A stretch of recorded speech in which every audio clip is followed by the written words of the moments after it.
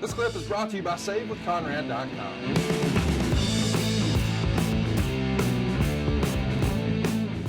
The story would move on, and there's an angle that Jericho's a part of that I bring up because Chris talked about this with Conrad when he hosted the Talk is Jericho podcast. It's from Cleveland, the night that WWF bought WCW. And here's what Chris had to say about it to Conrad from Talk is Jericho. And by the way, this is when Jericho dresses up as Doink and attacks William Regal in a ring. And this is what Chris had to say. He said, "This is Shawn Michaels before he went away for the last time and really got cleaned up. He was at the venue. He was just out of his mind. And he's like, hey, they got you playing Doink now?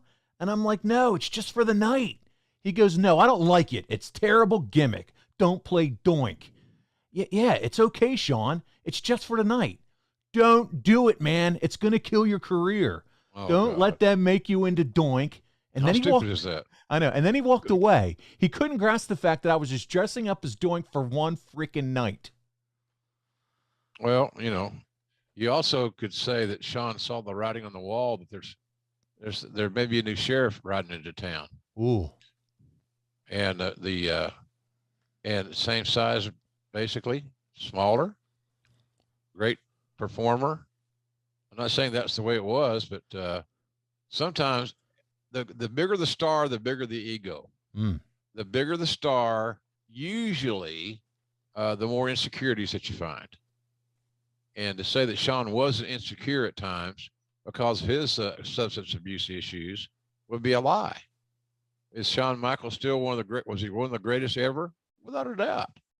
I don't know if he's better than Flair. I wouldn't say so in my view. Flair's still the number one guy in my eyes, but if it's not Flair, there's a 1A there, and it's very clearly Shawn Michaels.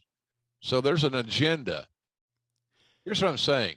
Shawn didn't blast Jericho's portrayal of Doink as a kindness to help Chris navigate these waters. There was an agenda there, and which none of us can prove. It's all subjective. Well, and here, let's add another wrinkle to this storied night in Cleveland where Vince purchases WCW. Also, what happened that night later on, this is the night that Shawn passes out in Vince's office later on, as Jericho would write in his book, and had to be sent home, by the way. That's it kind of confirms his advice was provided or given in a altered state. There you go. And the direct culprit of that may have been just simply the pills, or it may have been ego. There's a lot of factors at play, but to say that Shawn was going out of his way to help Jericho out of this booking conundrum would not be on my list. No. Hey, it's Conrad Thompson. Thanks for checking out the podcast here on YouTube.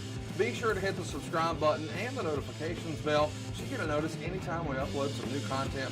And go save yourself some money right now. If you're in a 30-year loan or you have credit card debt, it's not a matter of if I can save you money. It's a matter of how much. Find out right now for free at SaveWithConrad.com.